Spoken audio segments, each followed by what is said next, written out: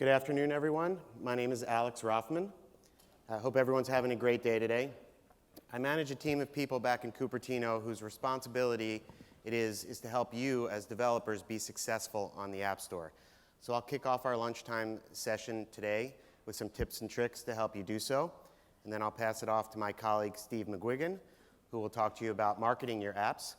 And then our colleague, Shannon Bruce, will conclude the session with some tips and tricks on iTunes Connect. So let's get started. First thing I want to cover is a quick business update. 2013 has been a tremendous year for the App Store. In May, the 50 billionth app was downloaded. And then October, just a short while ago, at our iPad event, we announced that our 60 billionth app has been downloaded, nearly half of which happened in the prior 12 months. So there's tremendous momentum behind the App Store business. In June, at our annual developers conference, we announced that $10 billion had been paid out to developers. And then again, at our iPad event in October, we announced that that total had grown to $13 billion. And this is probably the statistic we're most proud of for a number of reasons.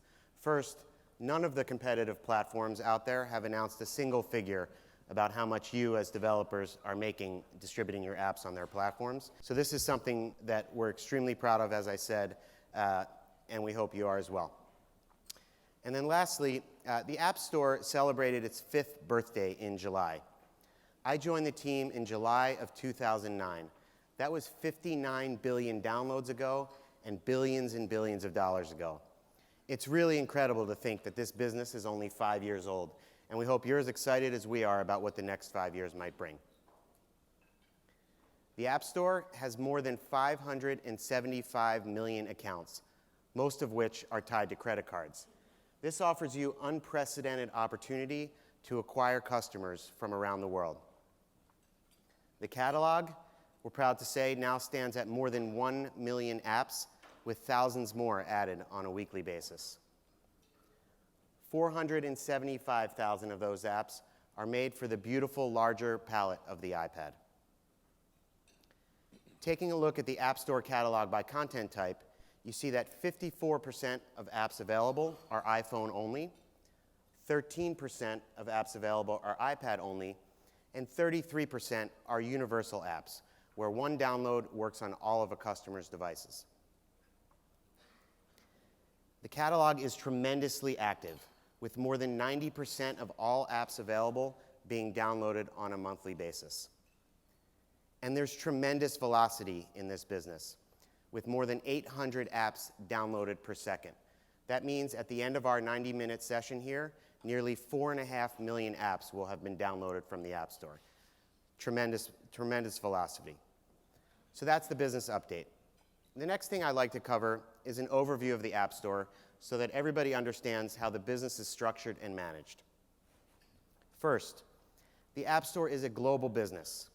We're in 155 countries around the world, but this is not just about a distribution footprint.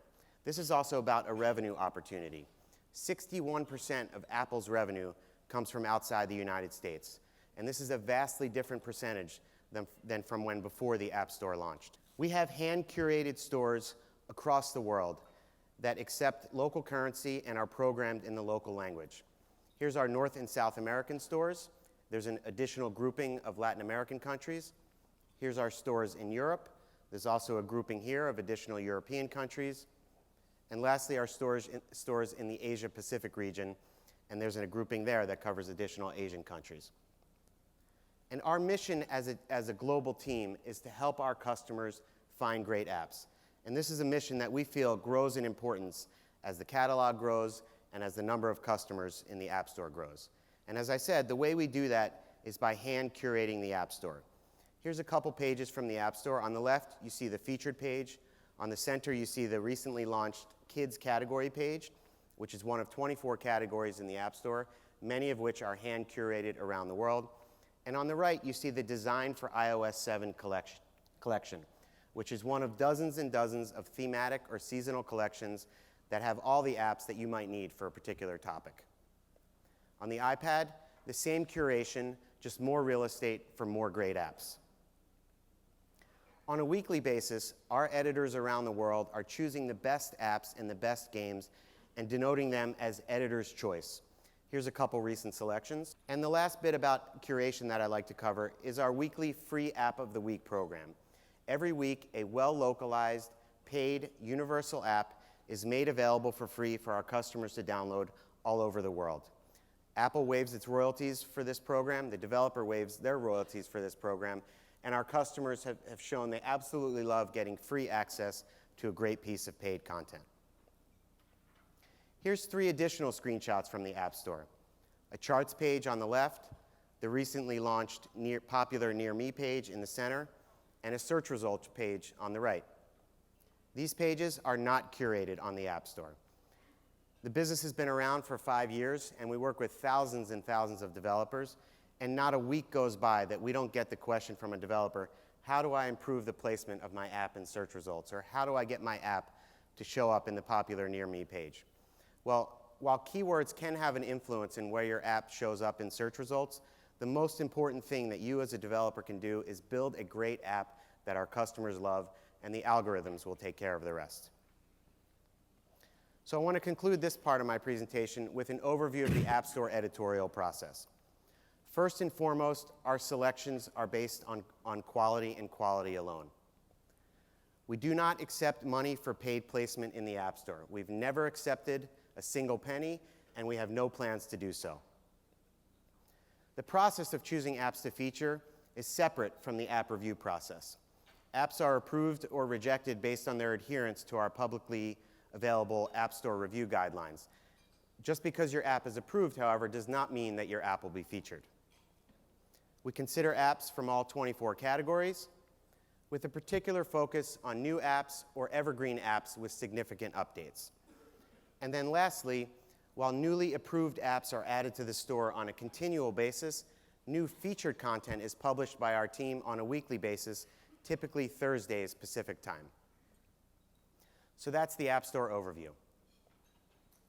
The next thing I'd like to dig into are some best practices to help you be successful.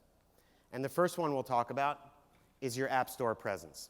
This is your app name, your icon, your screenshots, your description, and your keywords.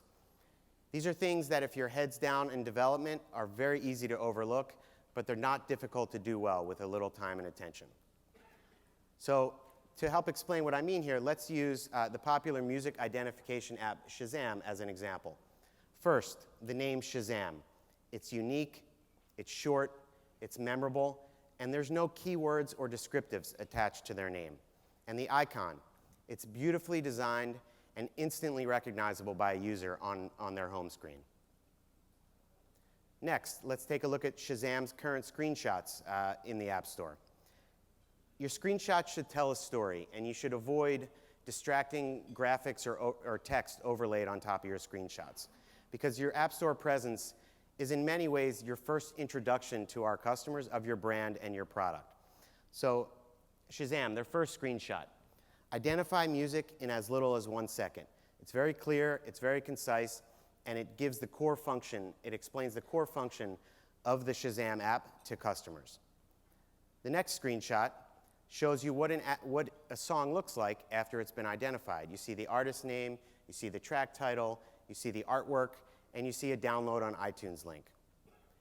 The last 2 screenshots for Shazam point out important features of the app. The Explore screenshot with the thumbnails overlaid on top of the map indicate that users can find popular tracks by region. And on the right, real-time top tracks, it's self-explanatory, explain to the user that they can discover tracks popular across the entire Shazam system. So next, let's take a look at Shazam's app description. Shazam recognizes music and media playing around you. Tap the Shazam button to instantly match and then explore, buy, and share. You can Shazam as much as you want. So this is taken from Shazam's product page in the App Store. And you can see it's optimized for device where our customers shop. App Store customers are not shopping on the desktop. They're shopping on the iPhone, the iPod Touch, or the iPad. And it's clear and concise. They avoided listing all the accolades that their app has received. And they take advantage of those first 3 or 4 lines to explain in simple terms what their app does. Next, let's take a look at some keywords. I can't share with you exactly what Shazam's keywords are because they're confidential, but let's look at some sample keywords for a music app to help you understand the difference between bad keywords and good ones. So music, music discovery, track, song, album, albums, and iTunes. These are not very good keywords. So first, music. If you don't need the category name that your app resides in as a keyword. Next, you see album and albums are repeated. Our system handles plural, so by inputting album as a keyword, we would cover albums. And then iTunes is not a good keyword for Shazam because it's only okay to use the name of a third party in your keywords if your app uses an API provided by that third party. So here's a much stronger set of keywords for a music app. Artist, album, song, track, discovery, new, streaming, and lyrics. So that's your App Store presence, your name, your icon, your screenshots, your description, and your keywords. Again, these are not things that are hard to do well. You just need to give them a little time and attention. So next, business model. How do you choose the right business model for your app? The first thing I want to talk about is build a universal app. And I can imagine that you might be questioning, well, isn't this a product decision? How is this a business decision? Well, it's absolutely a business decision for a number of reasons. First, our customers love the convenience of being able to download one binary that works on all of their devices, as shown in this animation here. And looking back at the pie chart, breaking down the App Store catalog by content type, while we see growth in all of the key metrics, catalog size, downloads, and sales, for iPhone apps, iPad apps, and universal apps, by far we see the highest growth for universal apps. And the data shows that customers are not inclined to purchase two separate versions of the same product. So next, choosing the right business model for your product. So there's not a single prescription that I can stand up here and say that applies to everybody in this room, every product that you're building. But I want to leave you with some key takeaways that will help you make a good decision. So here are 3 of the potential business models available to you in the App Store. On the left, you see free apps, which are typically ad-supported or support external services like brick-and-mortar stores. We see a lot of developers taking their ad-supported app and adding a remove ads in-app item. And the key takeaway here is that does not make your app a freemium business model. I'll spend some time talking about freemium in just a few minutes, but just keep that in mind. Next, we have traditional paid apps. There's a lot of chatter in the blogosphere these days that the market for paid apps on the App Store is dead. And I can tell you as someone who looks at this data every single day, that's completely not true. Paid apps still represent a very significant portion of the App Store business. There's no shortage of customers who are willing to pay for the premium experience and actually prefer the premium experience where they, for a single purchase price, they get your entire app's features and content. And then lastly, we have what we call Paymium. Paymium is a model where the parent app is paid and there are in-app SKUs for additional features, content, services that give you an opportunity for ongoing monetization after that initial purchase. Paymium is an excellent model, especially for those developers who've been asking for a path to paid upgrades from the App Store. So next, I want to spend some time talking about freemium. Freemium is a big buzzword in the App Store world these days, lots of press written about it. And I want to give you some key takeaways to make sure you make the right decision if freemium is the model that you're going to pursue. So let's start with the definition. Freemium is a business model where a product or service is provided for free, but money is charged for advanced features, functionality, or virtual goods. So to my point about a remove ads in-app SKU in your free app, that would not classify as a freemium app. Freemium is a model that's been used by a lot of developers who've seen success with it, from media distribution apps, newsstand apps, social and dating apps, and business, productivity, and finance apps like the ones you see here. But there's no pot of gold at the end of the freemium rainbow. It is not the right model for every product in the App Store.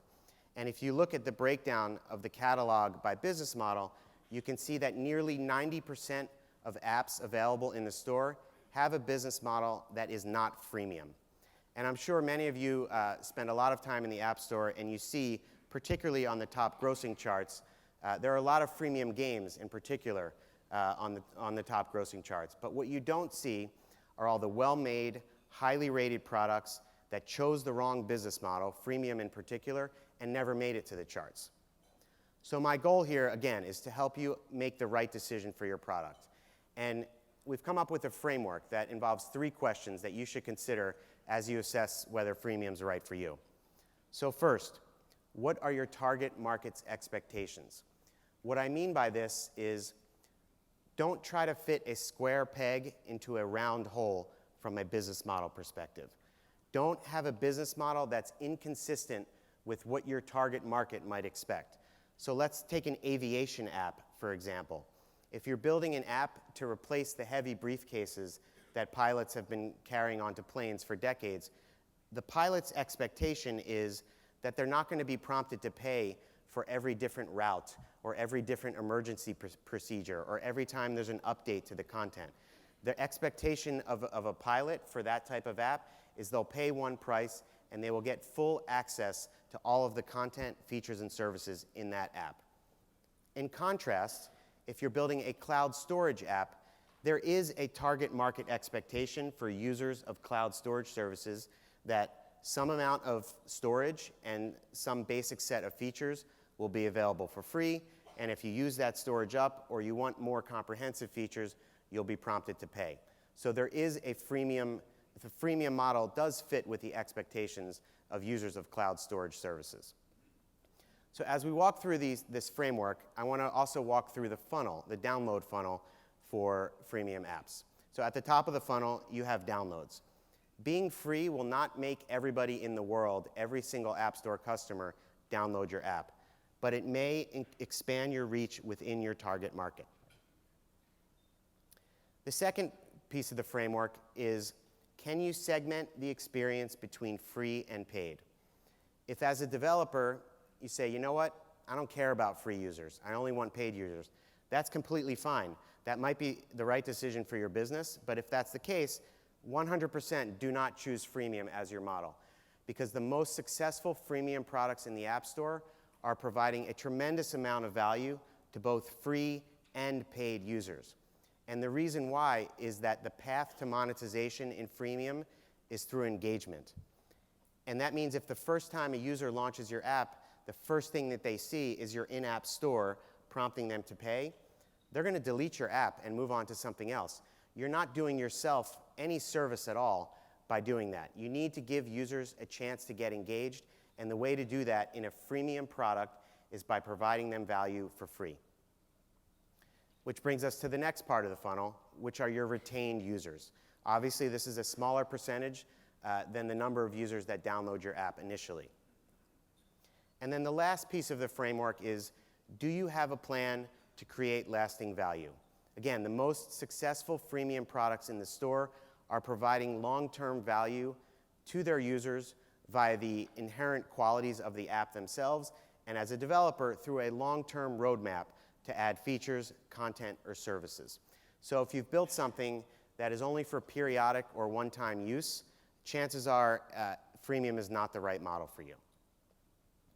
Which again brings us to the last piece of the funnel, conversion. The number of your retained users that you convert. And the math really is crucial to whether you can be successful in freemium. If you're building a niche product, for example, that does not have a chance to be downloaded millions of times, you might see higher retention and conversion and a higher average spend, and the math can work out. In contrast, if you're building a product that has potential to reach millions and millions of people, you might see a lower conversion and a lower average spend, but the math can still work out for you because the numbers are so big. So do the math, it's important, and will help you determine whether freemium is the right model for you. So you've gone through the framework, you've done the math, and you've decided, yes, freemium is the right model for you. So what are the next steps? So a lot of this is just reiterating what I've said earlier. First, identify and focus on your target market. Again, being free will not make everyone interested in your app, but it may expand your reach within your target market. And make sure your business model is consistent with what your target market might expect. Next, prioritize engagement before monetization. This speaks for itself. Happy customers are the ones that are likely to pay. And if you have a paywall that a user sees within a few seconds after launching your app, you're not giving them a chance to get happy and start getting some value out of your app. Next, incorporate the business model into the very early stages of your product design. If you've built something great and beautiful without any regard to the business model, and at the 11th hour you decide, oh, this should be freemium, and you put a paywall up, chances are that's not going to feel native or natural to the users, and again, they're not going to get engaged, and you're not going to give yourselves a chance to monetize that user in the long run. So consider the business model from the very early stages of your product design. Next, track your metrics, as I said earlier. If freemium's not working for you, don't be afraid to change the model. Or if freemium is the right model, but the economy isn't quite right, don't be afraid to tune your economy after you've launched. Next, treat your app as a service. Again, this is the point about lasting value. The most successful freemium products in the store are treated as a service by their developers, with constant features and content being added to the service and a real sense of inherent value for customers. And then lastly, and this is perhaps most important, protect and respect our mutual customers. When I talk about protecting our customers, if you're building an app for kids, for example, you should put yourself in the parent's shoes and consider, A, whether freemium is right to begin with, but if it is, consider the number of in-app SKUs you might need and whether you need that high-priced $99 SKU in your kids' app. And then what I mean by respecting customers, it goes back to the point of giving them a chance to get engaged. Don't throw up a paywall within seconds of your user launching your freemium app, because that's the best thing you can do to get them to delete it and move on to something else. So that's my discussion on freemium. Next, we'll talk a little bit about pricing. So the App Store runs under the agency model. That means you as developers have full control over what the price of your product is. And the guidance we have is twofold. Be thoughtful. Take a look at the competition.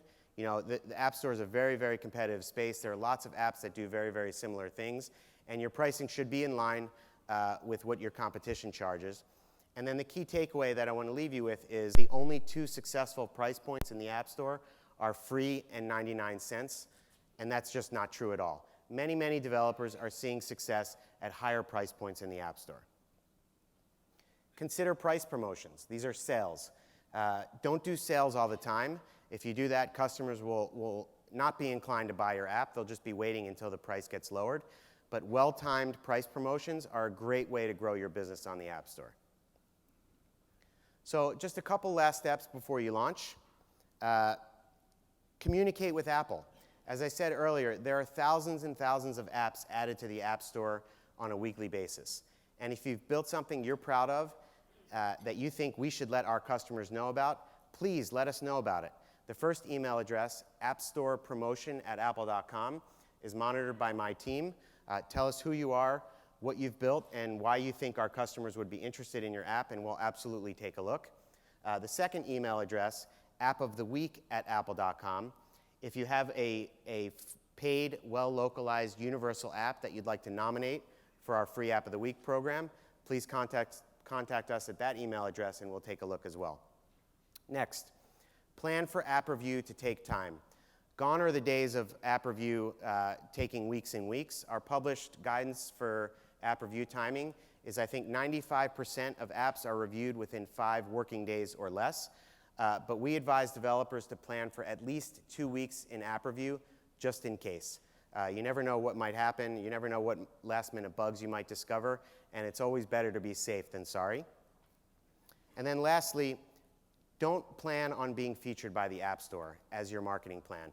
There are a lot of things that you can do within your control to generate momentum for your app in the App Store, and my colleague Steve will talk about that momentarily. So you've launched your app. Now what? Well, first and foremost, monitor the ratings and reviews. We have extremely vocal customers in the App Store. They'll tell you what you're doing well. They'll tell you what you're not doing well. You may discover some bugs, and you might get some good ideas for a future update. So this might be a little bit hard for some of you to read, but this is a well-rated cooking app. And this reviewer says that the app is very well done, but it's not useful for American cooks because it's only in the metric system. So through this review, there's a great, easy to implement idea for a future update to this app.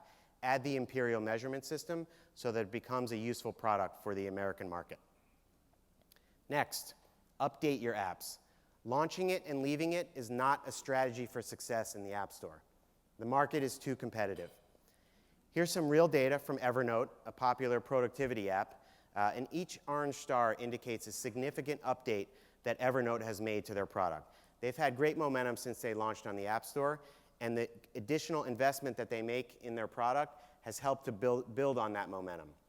Test your apps thoroughly so you can avoid constant bug fix updates, but the right timing for feature-rich or content-rich updates is roughly every 4 to 6 weeks.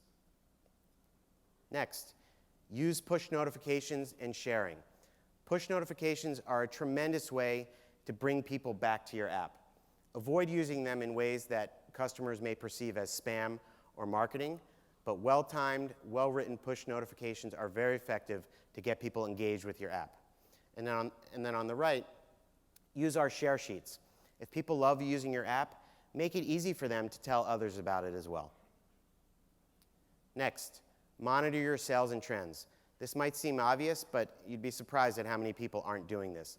There's a wealth of data available to you in iTunes Connect, and there's a vibrant third-party ecosystem of services whose sole existence is to help you optimize your business on the App Store. In particular, you might find out by monitoring your data that your app is doing well in a market that you had no idea that it was doing well in, and there's a path for a future update by adding a localization for that particular market. So that's my discussion on best practices. Next thing we'll talk about is localization. So as I said before, the App Store is a global business. We're in 155 countries around the world, and there really is an unprecedented opportunity for you to acquire customers from all corners of the globe. So as a developer, you absolutely need to think globally. But with all the cultural and linguistic differences around the world, one size doesn't always fit all, and in many cases it doesn't. So you need to be local. And what I mean by that is to localize your app. So let's use Evernote's Chinese localization as an example. This is Evernote's name in Chinese.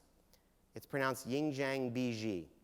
It means impression, note. It would have been very easy for Evernote to go the branding route and brand their app in English in China, or even transliterate the name Evernote into Chinese characters, but they didn't do that.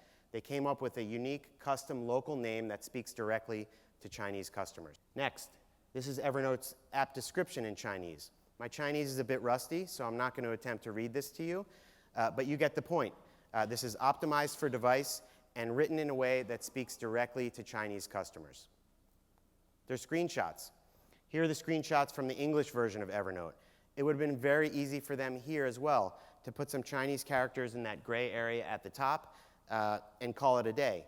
But they didn't do that. They fully localized their screenshots as well, so that a Chinese customer can instantly understand what their product does when they reach that product page in the App Store. So what should you localize? Your app name, your app description, your screenshots, and all of the contents of your app. Recommended languages. So if you have a product, not every product is globally relevant, but if you have a product that has a chance for that global relevancy, this is the group of languages we recommend you start with. English, French, Italian, German, and Spanish. The Asian languages, Korean, Japanese, traditional and simplified Chinese, and then Brazilian Portuguese, Russian, Turkish, and Arabic. This list is not prioritized. It's not in alphabetical order. It's just the set of languages you should start with if your product has global relevancy. So it's all well and good for me to stand up here and tell you to localize, that this is a global business and you're missing out on dollars to be made by not localizing. I imagine you guys want some proof that this actually makes a difference. Well, today's your lucky day. I do have some proof. This is one of thousands and thousands of examples I could have shown you from the App Store. This is the popular photo sharing app called IM. It's an app similar to Instagram that is seeing some success around the world. And what you see here, this is their results from the Brazilian App Store. To the left of the orange star, this is that's their trajectory when their app was available in English in Brazil. So they were doing okay, but the trajectory is downward. After they localized into Brazilian Portuguese, explosive growth that has continued to this day. And again, this is one of countless examples that I could have shown you that show that localizing your app makes a difference in local markets. And let's take a look at the charts. Here's some recent charts from China, Japan, and France. With all but 2 exceptions here, Clash of Clans and Angry Birds Star Wars, that have gone the branding route with their app name, every single app at the top of the charts here is localized. And on top of that, our editors in local markets around the world have an extremely strong preference for promoting and featuring apps in the local language. So again, think globally, but be local. And Apple provides a number of resources to help you to do so. There's the URL at the top. On this page, you'll find some tips and tricks for localizing, as well as a list of third-party localization vendors, assuming you don't have the linguistic expertise in-house to localize into dozens of languages. So that's my discussion on localization. Last but not least, and this is more or less a summary of everything I've talked about today, how do you get featured in the App Store?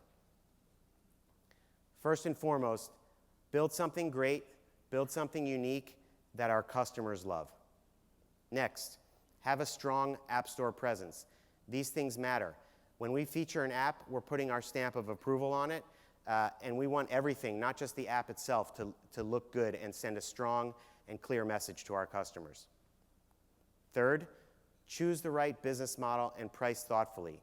Don't choose a business model or a price that's out of line with a competitive marketplace for apps that you're competing with. Fourth, offer your customers a universal binary. Again, we've sold a lot of iPads, and unless you're building something that really is iPhone specific only, like a running app or a jogging app, we strongly encourage you to build a universal app. Localize in relevant markets. And then lastly, let us know about it. It always helps to hear from the developer what you've built and why you're proud of it and why you think we should let our customers know. So that's my discussion. Thank you very much. Now I'll turn it over to my colleague Steve McGuigan, who will talk about App Store marketing. Thank you, Alex, and good afternoon. My name is Steve McGuigan, and I'm the head of marketing for the App Store. And you know, at Apple, we spend a lot of time thinking about apps, and we think about the channels that we can market them through. And it varies from television to print. You'll see apps being marketed through billboards throughout cities, on bus stops. You'll see them marketed through our over 400 retail locations around the globe and our thousands of channel partners.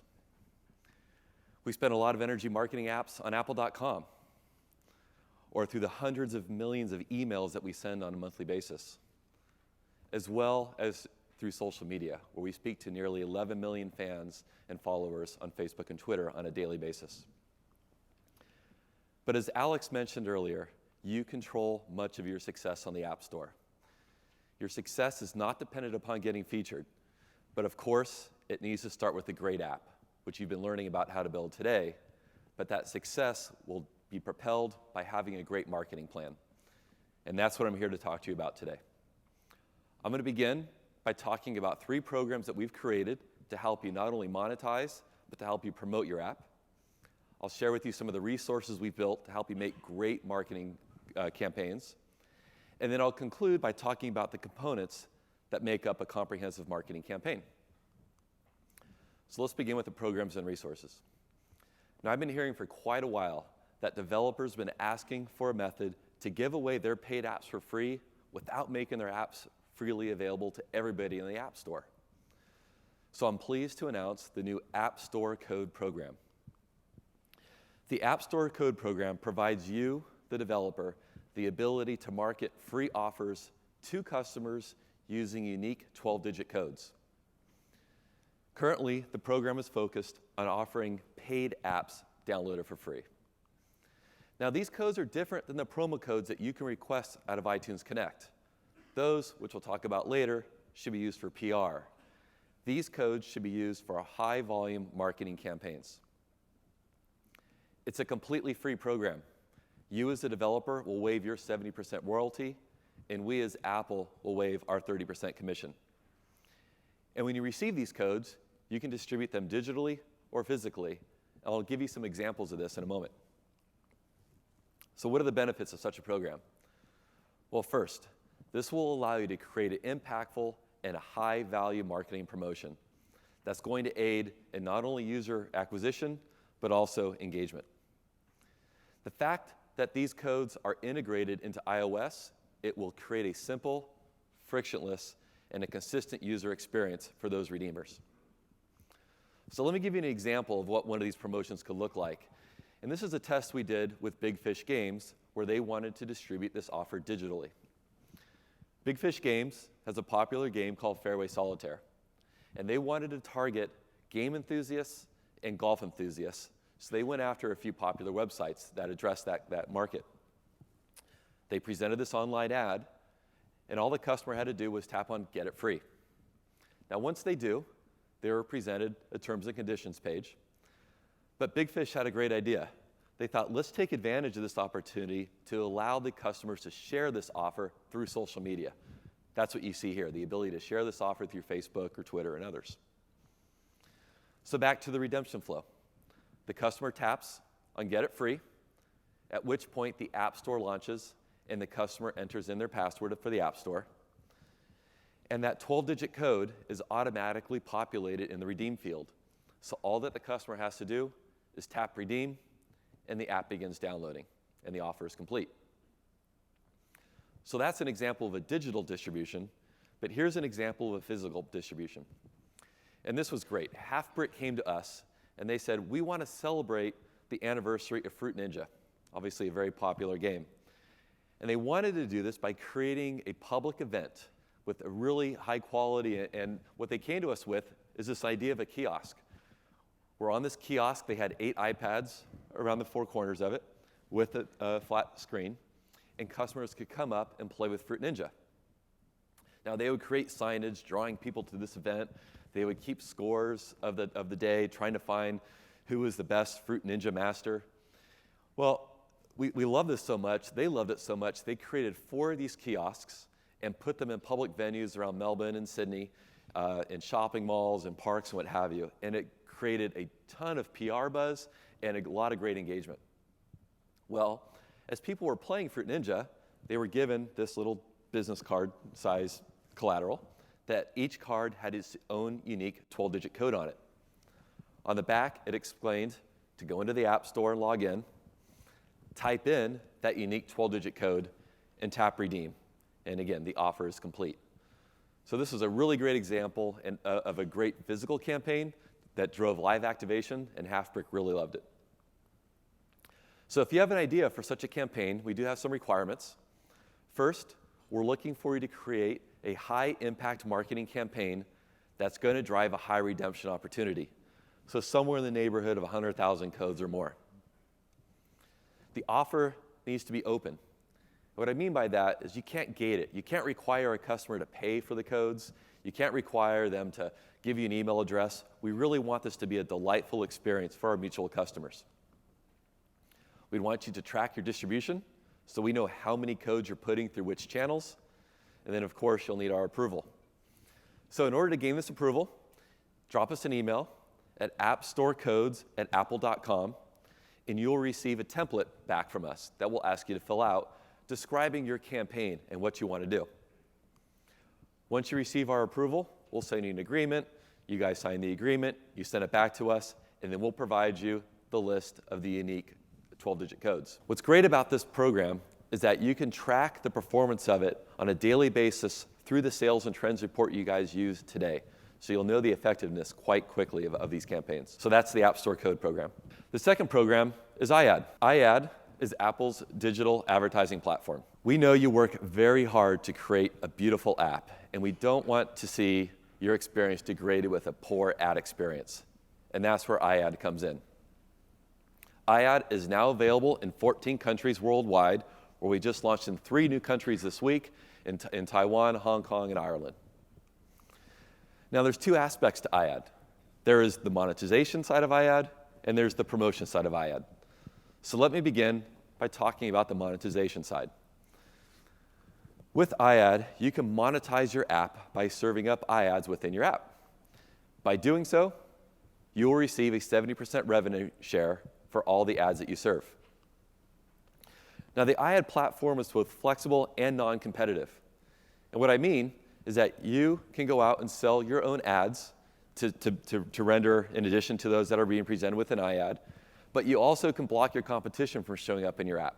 If you don't want certain apps to be marketed in your app or certain brands to be marketed, you have the ability to blacklist those. The ads that will be served to you, you can be assured that they will be compelling, rich media ads, as I said before, not to degrade your own app experience.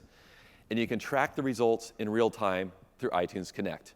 You can look at the impressions being served, your clicks, and the revenue being generated. So that's the monetization side. But in order to get started here, there's only 3 things you need to do. First, go into iTunes Connect and complete your iAd contract.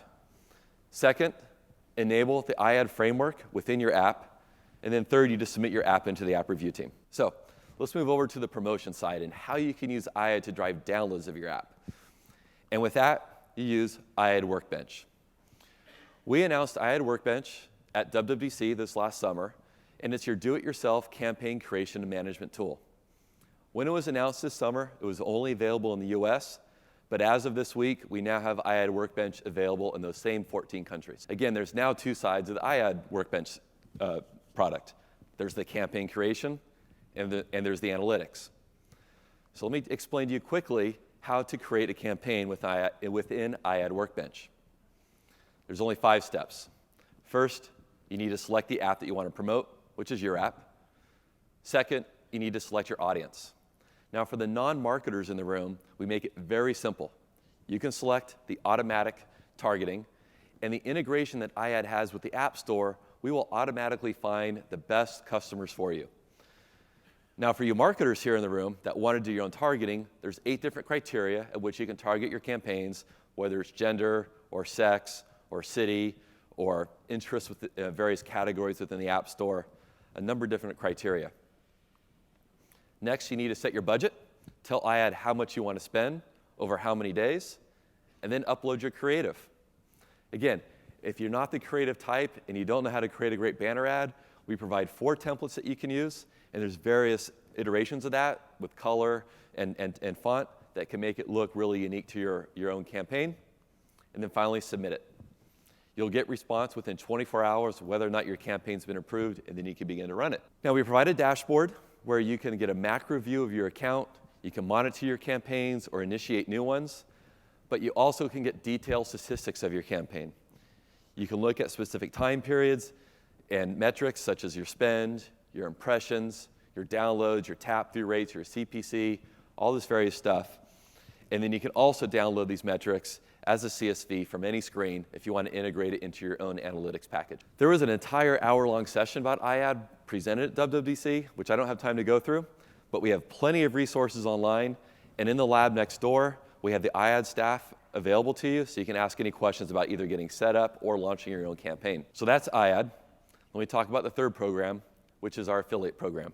Now, our affiliate program allows you to earn a 7% commission when promoting content, whether it's your own apps, or other content we have in iTunes, such as TV, movies, music, and books. But what many developers don't know is that you can use our affiliate program to track your marketing performance. I'll explain how to do that in the next slide. But along those lines, you have the ability to track the sales of both your paid and your free apps. So we are just now launching a new program partner in PHG, so we'll have a single partner for over 100 countries around the globe. And one of the big benefits of this new partnership is that there's a new easy link structure. So gone are the days of that very long affiliate URL.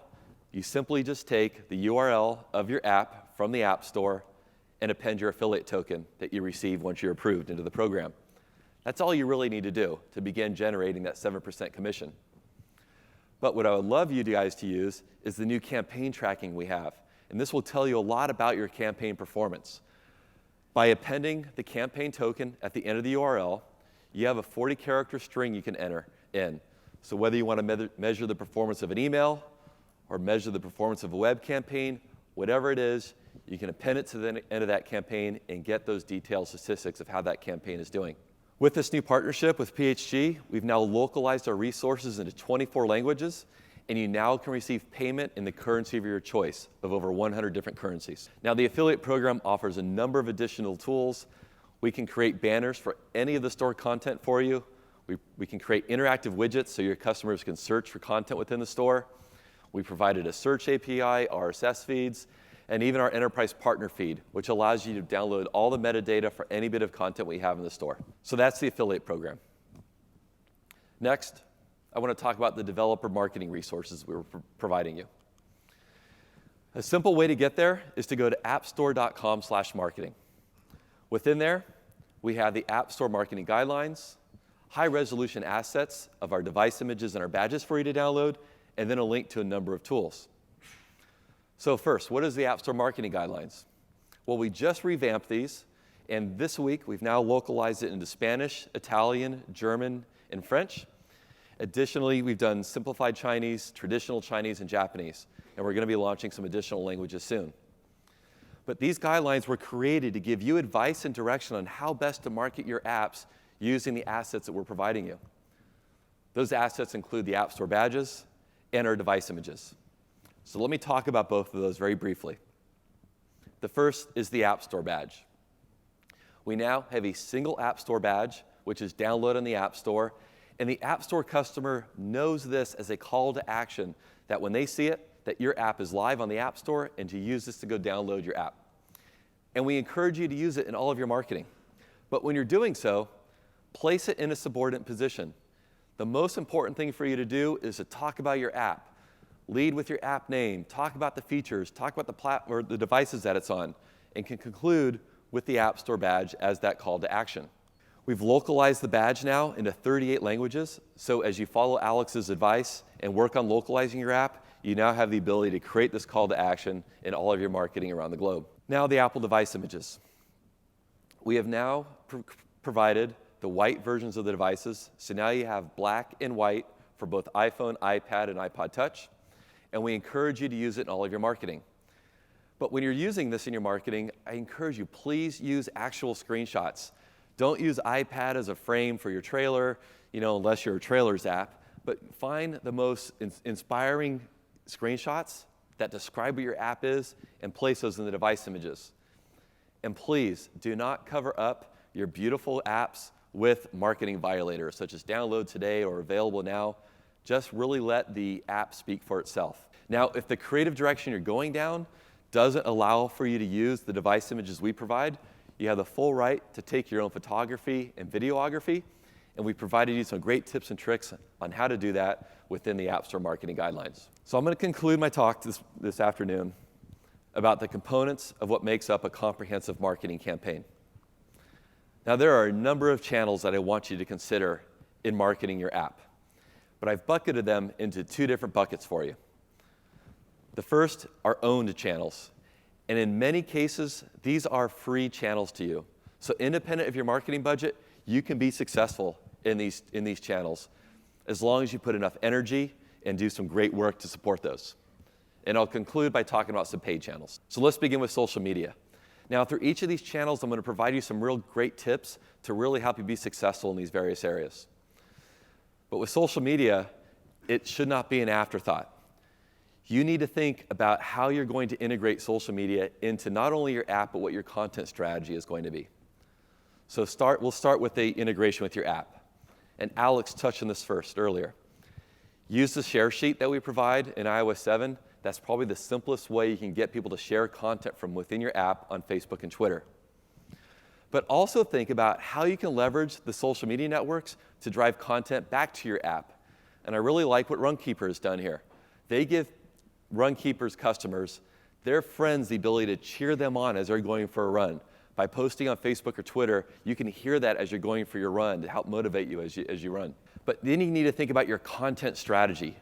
As you build out your brand on social media, there's three things I want you to think about. First, remember, the content that you're putting out there is going to be nestled amongst the content of your customers' friends and family. So be conversational, be engaging, don't just continually try to sell. Make sure that your content would flow within the newsfeed of your customers. And then think about how you can get the customer to arrest the thumb.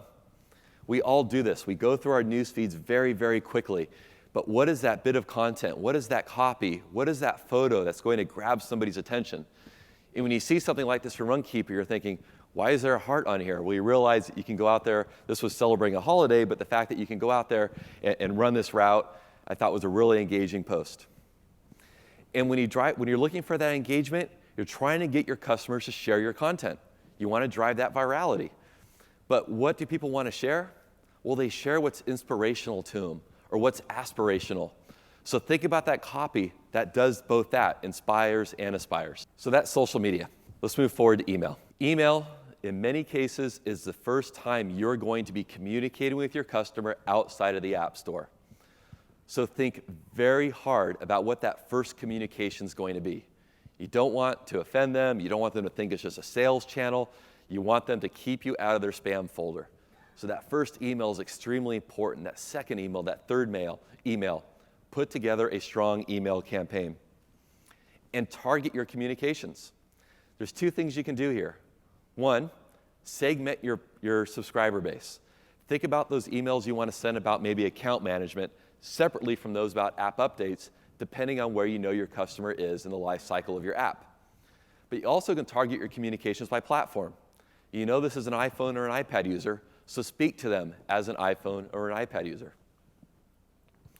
And be useful. Again, don't continually try to sell. Think about the kind of content you can provide in an email that's going to want that person to engage. I love this one from TripIt because this is an email I definitely want. If my flight is going to be delayed, I want to know that. And then think about how you can support your social media strategy we talked about earlier. So provide links in your emails, allowing people to follow you on Facebook and Twitter or other networks. And then finally, optimize your email for the devices that it's being viewed on. Don't try to cram that large desktop email into the small form factor in an iPhone. Use proper image sizes and font sizes. Next, let's talk about your website. I know you all have them, but we introduced a technology in iOS 6 called Smart App Banners, and I would love to see more of you take advantage of this. You simply have to add one line of code to your website, and with that line of code, it will detect when customers are coming to you from an iOS device. And when that happens, a banner ad is presented at the top of your page. And the call to action varies depending upon where your customer is as far as their relationship with you. So in this case, if the customer does not have SkyGuide installed, the call to action says View in the upper right-hand corner. And when they tap on View, they're taken into the App Store to download your app.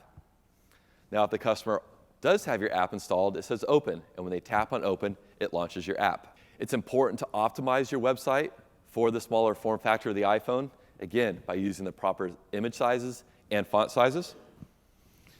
And we encourage you to use multiple install points. Again, use the App Store badge as a call to action to get people to tap on it to download your app. Support that social media strategy by allowing people to follow you on social media. And then finally, include an FAQ and links to your customer care center so that customers can contact you if there's an issue rather than leaving you bad reviews on the App Store. So the next channel is cross-promotion. Now, for you developers in the audience that have multiple apps on the App Store, you are at a severe advantage to those that don't, because you already have an audience that you can speak to. But please, be thoughtful when you're cross-promoting your apps. The More Apps menu is a popular way of doing it, and I like how Yahoo has done this. By tapping on the hamburger menu, they are then presenting all the Yahoo apps, which then the customer can then tap on, and then they're taken directly into the App Store to download. It's a very thoughtful implementation. We also see the use of tickers now, and this is an example with the Sims Free Play. This is not an intrusive ad in any way. The streaming ticker at the bottom is talking about FIFA 14, the benefits of it. You can tap on it, and then you can be taken into the App Store to download that app. Or the third method is what we call interactive creative. And the Impossible Line did something great here. They've got these bubbles in the upper right-hand corner, which you can drag, pull down. They're interactive. They can bounce off one another. But when you tap on it and pop one of the bubbles, a store sheet is then rendered. So the customer can then download this other game. And that's my fourth point. Be sure to use store sheet. This will keep somebody within your environment. So once they've downloaded your app, they are taken back into their app that they initially clicked on, and they can continue to stay engaged with that original app. So the next channel is PR. I want to remind you that PR does not stand for press release. It stands for public relations. And gone are the days where a press release should be the end of your PR campaign. So as I touched on earlier, use those 100 promo codes that you have access to in iTunes Connect and get those into the hands of influencers. Don't give these to your cousins and your brothers and your sisters, because that's not going to do you any good. Get it into the journalists and embargo them. And embargo them to prevent them from writing about your app until your app is live on the App Store. It really does you little good to have them write about you ahead of time when the reader reading that article, they have no call to action. So get them embargoed. Next, you want to continue the evangelism of your app and to find an advocate for it. So find somebody that can continue to talk about your app ongoing after your app is launched. Now, if you do want to write a press release, make sure you can support and substantiate your claims, and please send us your press release. We'd be happy to review it. If you send it to pressreleases@apple.com, we'll get to you within 5 business days and give you our thoughts on the press release. So the last owned channel that I want to talk about is trailers. And I got to tell you, I really like what I'm seeing with app trailers. They are really been taken to the next level with a really high production value. But because I'm seeing so many of them, it's really important that you follow a few tips and tricks. The first thing is to think about those first 6 seconds of your trailer. You don't need to open your trailer with your company logo and your licensor's logo and various things. Get into the beauty of your app to get people to want to watch the rest of your trailer. Keep your trailer to about 30 to 60 seconds, because that's about all the time you have to keep somebody's attention span on a trailer. And then use professional capturing tools. Gone are the days where your friend sits over your shoulder with a camcorder trying to watch you record your experience on the iPhone. Use digital capturing tools, and there's a number of really great ones out there in the market today. And support that capture with a great soundtrack. Whether it's music or a voiceover, that is really going to add a lot to your trailer. You're going to want to provide a clear call to action. And then finally, ensure that your trailer is globally appropriate. And there's 2 aspects of this. First is price. If you market the app here and saying that it's in so many euros or what have you, that doesn't mean a lot to an American or somebody in Japan or what have you, because they don't understand the currency conversion. But also, that's going to limit you to do any price promotions in the future. So I just recommend leaving pricing out of your trailer unless your app is free.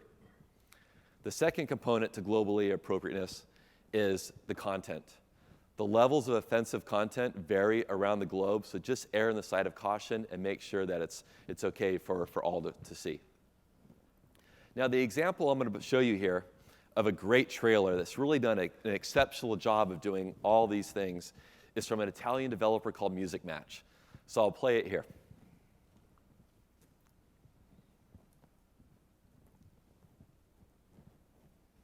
Home, mountain home, the Lord shines upon you, and your rugged peaks glow from heaven's light. From heaven's light. Looking in search of a better life, the miners we have. Granddaddy came from the Tennessee hills with the clothes on his back and a $5 bill. Ooh, mountain home. Looking for a better life west of the river, got a job in the mine. Granddaddy came from the Tennessee hills with the clothes on his back and a $5. Granddaddy came from the Tennessee hills. Where the Razorbacks run free through the blooming dogwood trees. Granddaddy came from the Tennessee hills with the clothes on his back and a $5 bill. Looking for a better life west of the river, got a job in the mine just to get through the winter. The boys in the hills all knew it was time to drink homebrew in the front porch and pick Ozark Mountain tune, singing, "Oh, mountain, oh, the Lord shines upon you."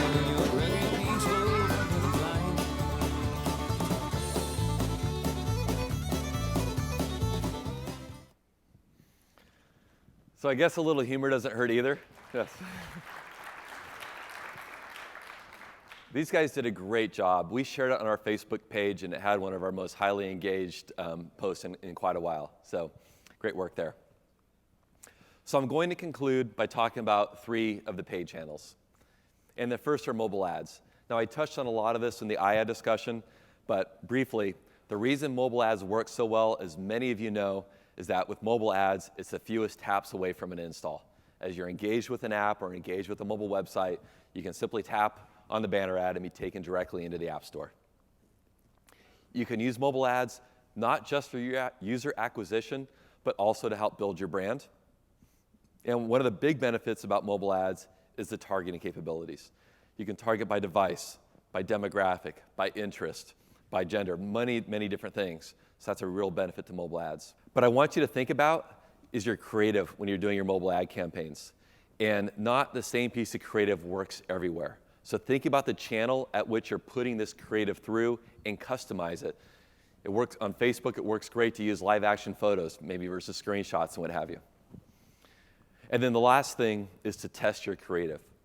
I know of some developers that will create upwards of 50 pieces of creative for one single campaign. And they quickly test in real time how it's performing, and they'll continue to invest in those pieces that work well. The second channel is print, and I know print can get expensive, but for those that do engage within it, I want to share with you a few tips.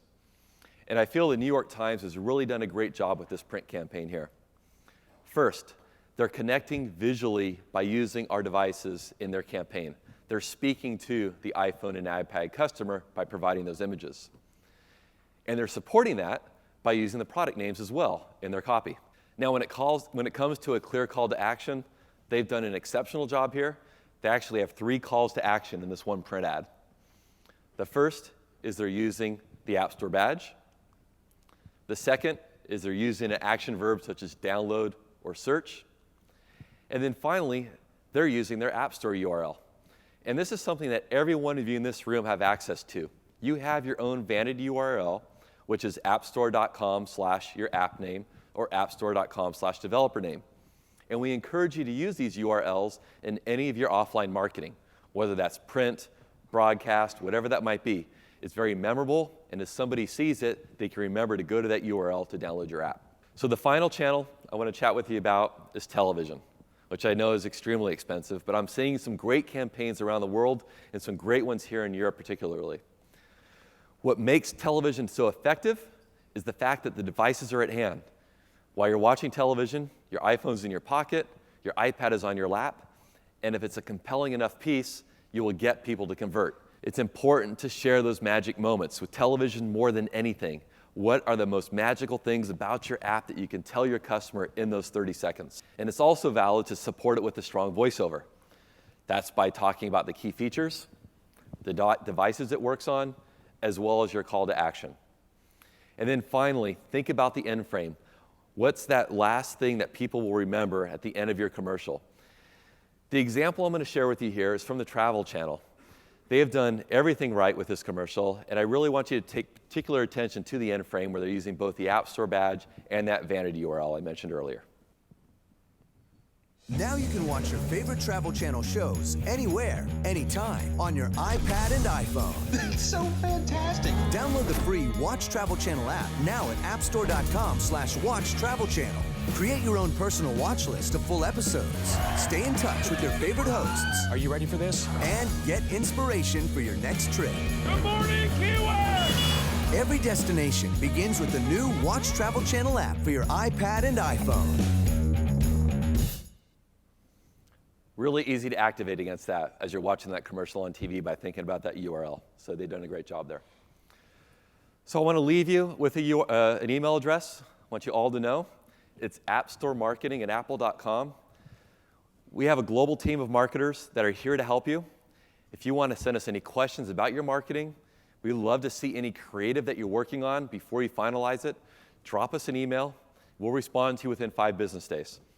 So with that, I'm going to conclude. I'm going to hand things over to Shannon to talk about iTunes Connect. Thank you. Thanks, Steve. Hi, my name is Shannon, and I work on the App Store operations team. You've been hearing a lot of great tips about choosing the right business model and how to best market your app. I'm going to talk about how you can execute on some of these tips through iTunes Connect. So I know that all of you have at least one app on the App Store, so you should be very familiar with iTunes Connect. And you should understand that it is the gateway to the App Store. It's the website you use to create and manage your apps, request your promo codes, check your sales and financial reports, and much more. I'm going to cover 3 major topics today. First, I'll go over some recently launched and valuable features. Second, I'll show you how you can execute on your plans to localize your app. And finally, I'll leave you with 3 tips and tricks that can help you manage your business more effectively. So let's start with our first valuable feature, promo codes. We provide you with 100 promo codes for each app version. This was recently increased from 50. And they're set up so that you can request them as you need them in any denomination. As Steve mentioned, we encourage you to reserve these codes for your media contacts, journalists, and influencers who can try out your app before it's available to the general public and write about it to help you promote it. And up until recently, you were only able to request promo codes in the ready for sale state, but I'm happy to announce today that you can now request promo codes in the pending developer release state as well.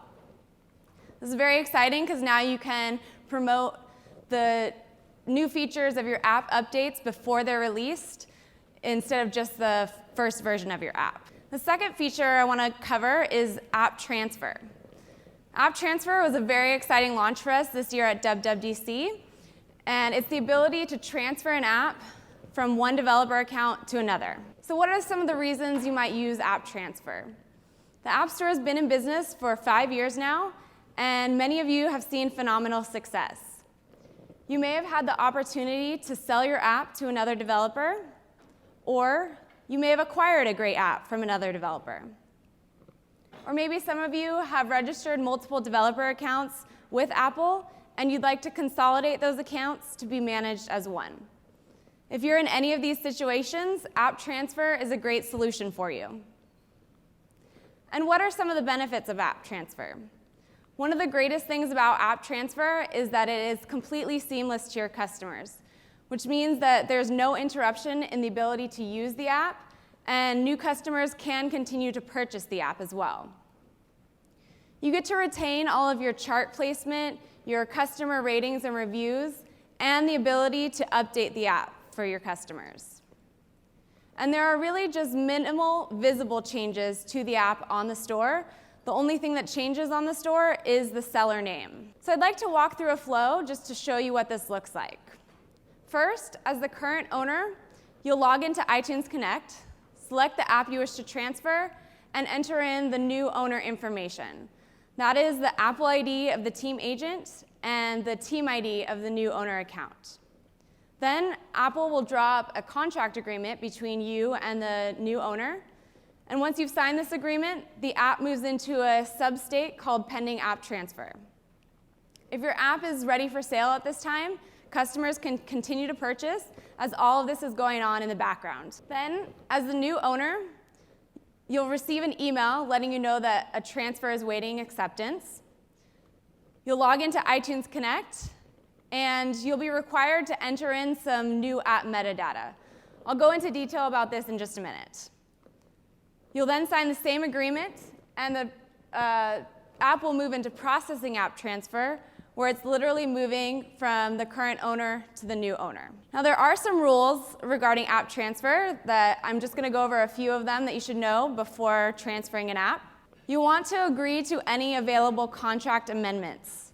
From time to time, Apple updates the terms of the program license agreement or the paid apps contract. And you just want to make sure that you've agreed to these terms before transferring an app. And the app will need to have at least one approved app version. You will not be able to transfer an app that is currently in review, and that includes in-app purchase reviews as well. So as the current owner, what are some things you should have ready before initiating an app transfer? You'll need to collect the new owner information. As I mentioned, that is the Apple ID of the team agent. This is not the password, just the username they use to log in, and the team ID of the new owner. The team ID is a unique identifier for your developer account. We also encourage you to back up your app history. Once the app is transferred, it's completely gone out of your iTunes Connect account, so you won't have access to this information. You'll also need to arrange the transfer of the actual source code and binary of the app with the new owner, because the only thing that happens during the transfer process is the transfer of ownership. Then, when the app moves into the pending app transfer state, the app remains in the current owner account, but what you need to know is that it is under metadata lockdown. What this means is you can still make changes to the pricing and availability of the app, but you'll be locked out of making any other changes. And the new owner has 60 days to accept the transfer, If the transfer is not accepted within the 60-day period, it will automatically be canceled. Then, as the new owner, what are some things you should have ready before accepting an app transfer? You'll want to have that new app metadata that I mentioned before. Since the app is changing ownership, we're under the assumption that the contact information is changing as well. So we require that you enter in your support URL and your marketing URL so that we can ensure that customers are directed to the correct place as the ownership changes. This includes your app review contact information as well. This information is important so that we can contact you if any questions arise during the review of your app. And if the app contains encryption, the previous owner may have supplied export compliance documentation, and you'll want to have this documentation ready for the transfer. And many of you who acquire an app like to submit an update in order to make any branding or other changes within the app. So we encourage you to have your update ready so that you can submit it as soon as the transfer is complete. Then, when the app moves into the processing app transfer state, the transfer has begun, and the app is under pricing lockdown in addition to the metadata. Should only take about 30 minutes, so you shouldn't be locked out for too long, but the transfer cannot be canceled during this time. It's literally when it's moving from the current owner to the new owner. So just to show you what this looks like on the App Store, Angry Birds was one of our first apps to be transferred. And you can see that the only thing that changes on the App Store is the seller name from Chilingo to Rovio. So that's app transfer. The second feature I want to talk about is alternate price tiers. We recently introduced some additional tiers for you to assign to your paid apps or in-app purchases. And these tiers are great for being able to vary your pricing in different currencies. There are 5 new tiers for your use, and these new tiers are completely market optimized, which means they're culturally relevant and consumer friendly to the customers in those markets. And there are no restrictions, meaning that you can assign them to any of your apps. And the great thing about the App Store being on the agency model means that you can change your pricing at any time. These tiers also map to existing US dollar tiers as they are today. Something to note is that we currently only support the selection of these tiers through iTunes Connect. We don't support the assignment of these tiers through any other delivery method, such as the import from file functionality in Application Loader or the XML feed through Transporter. But I do want to point out where you can select these tiers. This is the rights and pricing page of the app, and you can see that the alternate tiers are listed down at the bottom of the price tier list. And just to illustrate what this looks like, for an example, if my app is priced at tier 1, you can see that that's 99 cents in the US dollar and 69 pence in the British pound. However, if I select alternate tier 1, the price remains 99 cents in the US dollar, but is now 99 pence in the British pound. This may be a little bit of a higher price for the customer, but it is a more culturally relevant price point. And to give you some more examples, tier 1 in the euro is 89 euro, but alternate tier 1 is 99 euro. And in the Chinese RMB, tier 1 is 6 RMB, and alternate tier 1 is 8 RMB. So we encourage you to check out these new tiers and see what works for your app and your business model. The last feature I want to talk about is automation. We know that your time as developers is very valuable, and we do all that we can to save you time, especially when it comes to repetitive actions in iTunes Connect. So there's 2 areas of automation that I want to cover that I think will be very helpful in saving you some time. The first area of automation is auto-ingesting your reports. We provide you with a command line tool that allows you to automate the delivery of your reports from iTunes Connect. And it's been available for your sales and trends reports, but we recently expanded it to include the payment reports as well. And it just allows you to download your reports without actually having to log into iTunes Connect each time. So in order to use this tool, you'll first download the auto-ingestion class file at the URL here. Then you'll change your directory level to point to the class file. And you'll need to create a properties file for your login credentials. That is your iTunes Connect Apple ID and your iTunes Connect password. The great thing about this properties file is that it allows you to put a little more security around your login credentials as you used to enter this information directly into the command line.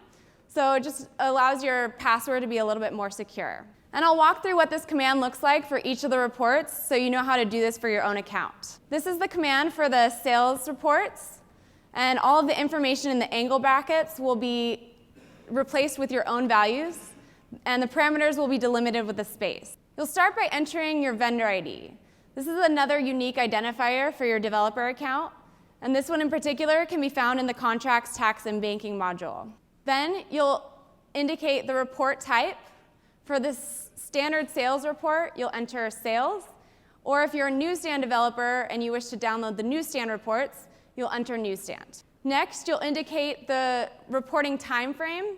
That's going to be the daily, weekly, monthly, or yearly interval.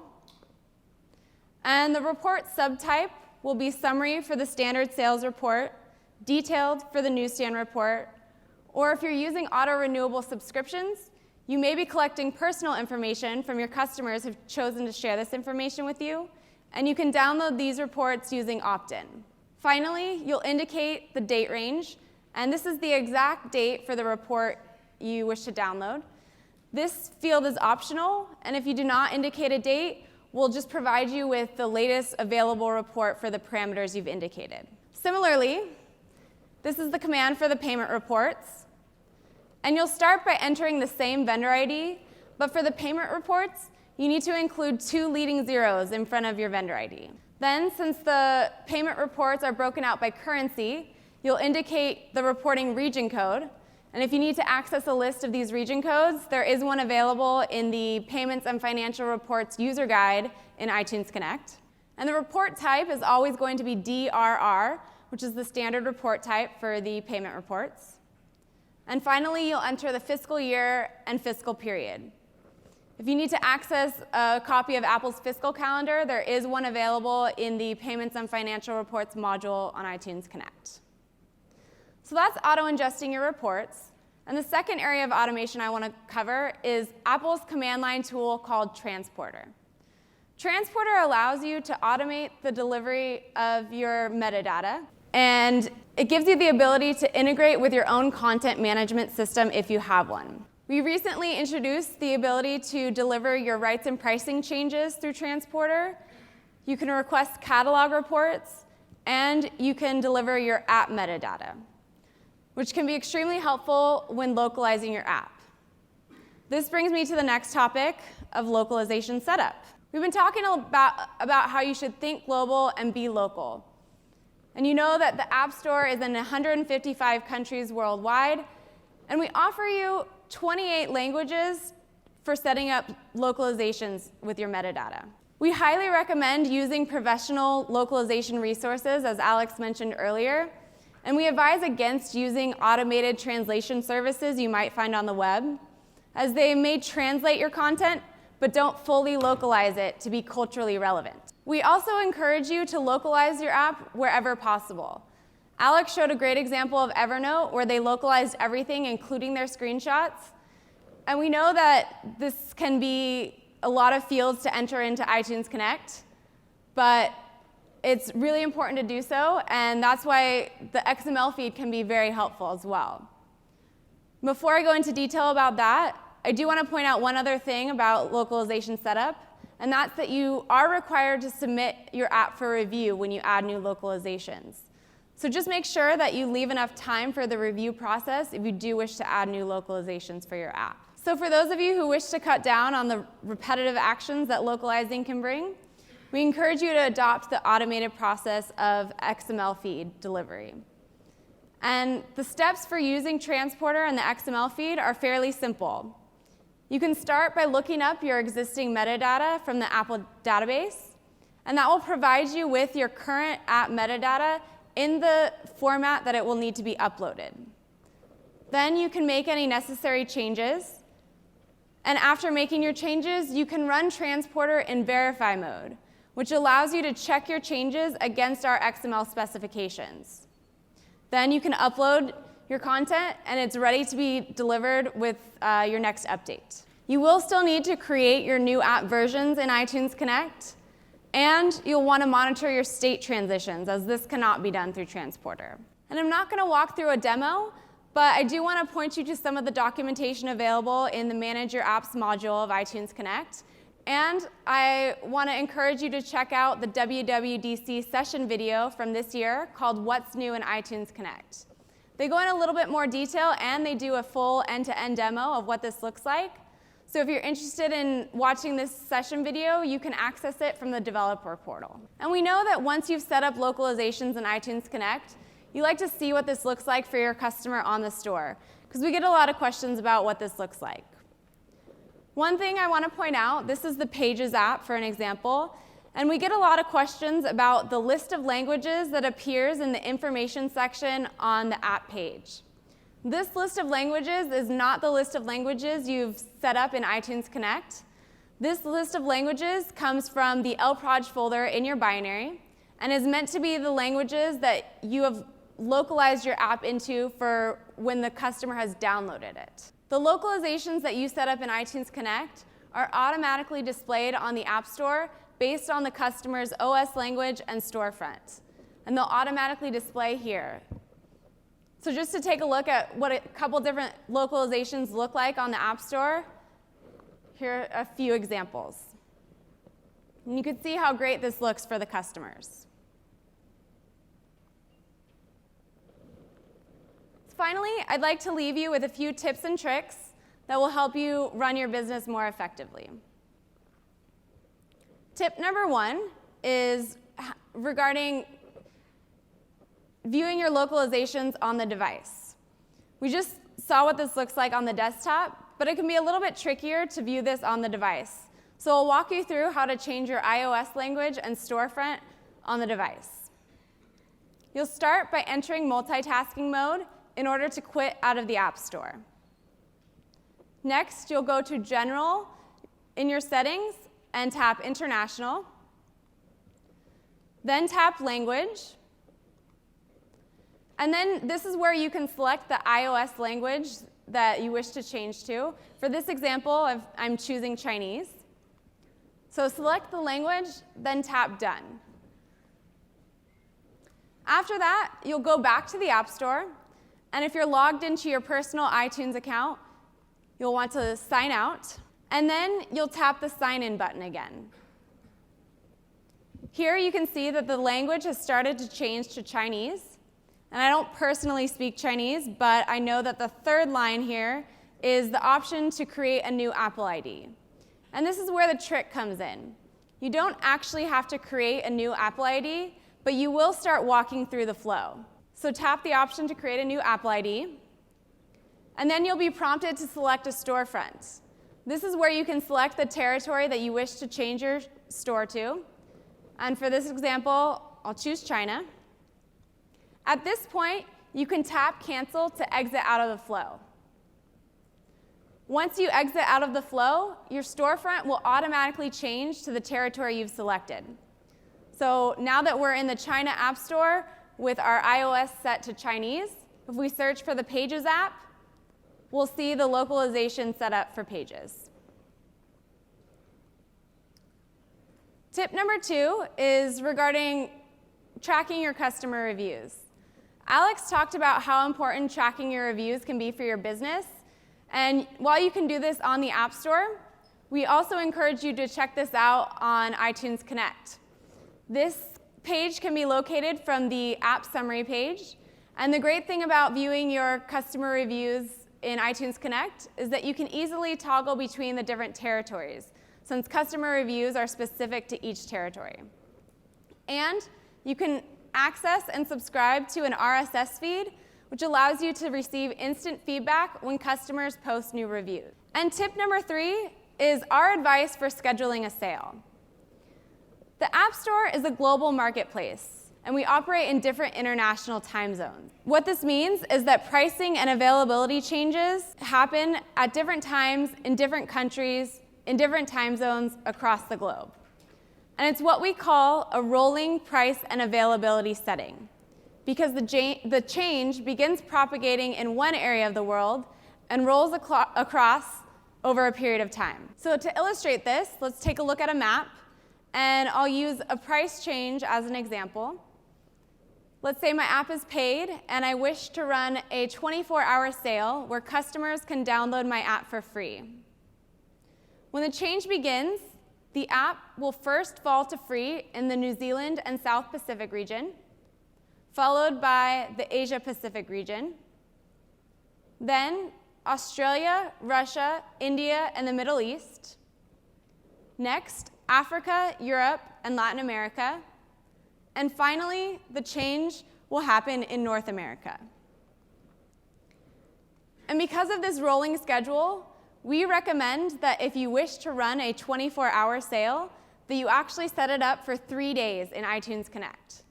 This will ensure that the change will fully propagate for a full 24 hours in each territory. And just to show you what this looks like in iTunes Connect, you can see here that I've set the change to begin on the 10th and end on the 13th. So that concludes our session for today. I want to thank you for your time. Here's a list of some of the resources we went over today. And if you have any questions, I encourage you to come ask us in the lab about any of your marketing or distribution questions, or to visit any of the others. We're going to take a short break, and we'll start up again in about 5 minutes with more on architecting modern apps.